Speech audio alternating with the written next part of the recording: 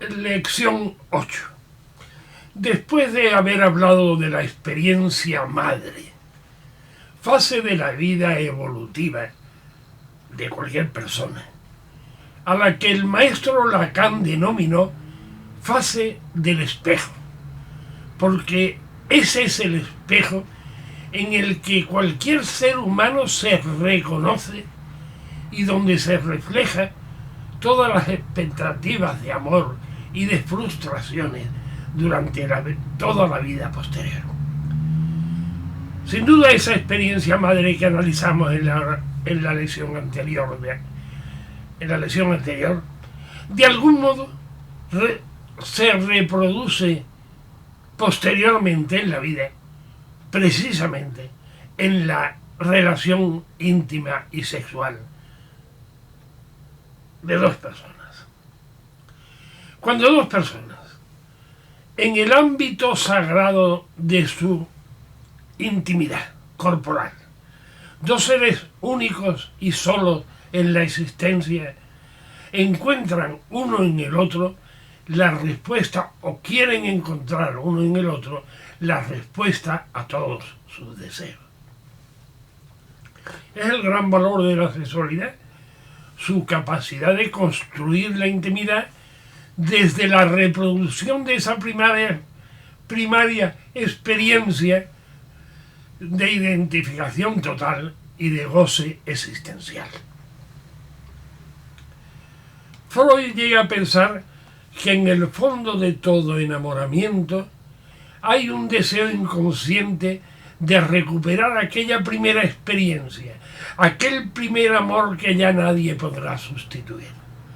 Y por eso el enamoramiento es considerado clínicamente como una locura, como una psicosis transitoria, porque quien la experimenta se sale de la realidad haciendo a la otra persona ilusoriamente, haciéndola como aquella primera, haciéndola y queriéndola hacer a la medida de sus deseos.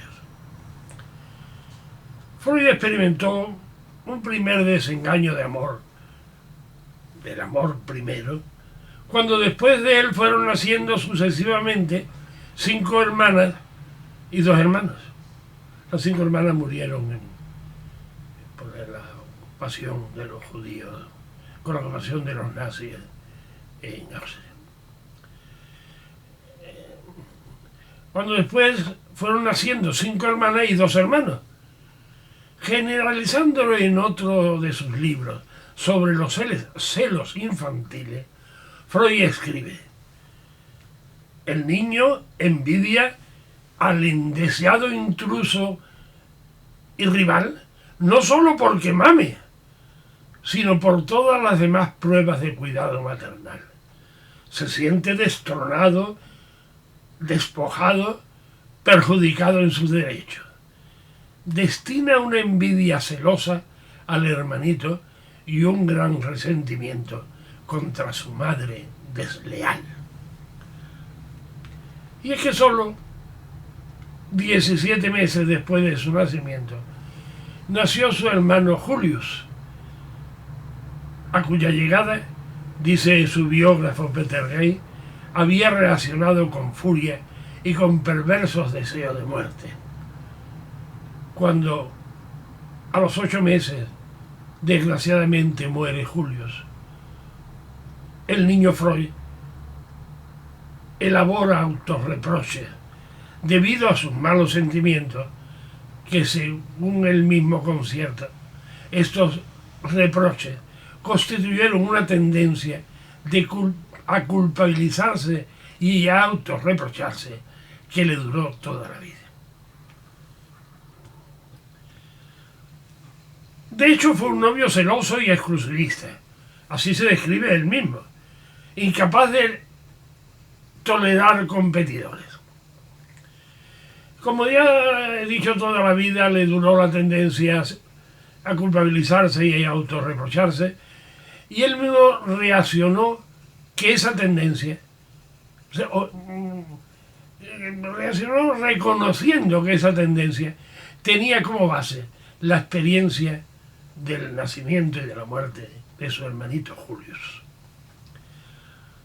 Aquí podemos incluir otro de los axiomas del psicoanálisis, que la rivalidad y los celos sacan a la luz siempre un conflicto infantil no resuelto, como es el deseo inconsciente de ser objeto de predilección y amor en exclusividad, que después de la vida se convierte en maniobras para conseguirlo, a veces compulsivamente, pasando de una pareja a otra, porque en ninguna encuentra el parangón con la primordial experiencia de la primera pareja, la experiencia total del paraíso en la tierra. Hay otro episodio que él recuerda con precisión después de pasar los años, que reforzó la convicción de que los padres albergaban a un genio y quizás también su propia orientación de sus energías vitales para lograrlo. Cuando tenía 11 o 12 años estaba un día con su padre sentado en uno de los restaurantes del Parque de Viena, conocido por el Prater. Había por ahí un vagabundo que pasaba por las mesas improvisando unos versos sobre cualquier tema a cambio de unas monedas. Me mandaron llamar al poeta, recuerda Freud, y él se mostró agradecido para con el mensajero. Después de pedir el tema, dejó caer unos cuantos versos sobre mí y declaró probable que algún día yo llegaría a ser ministro.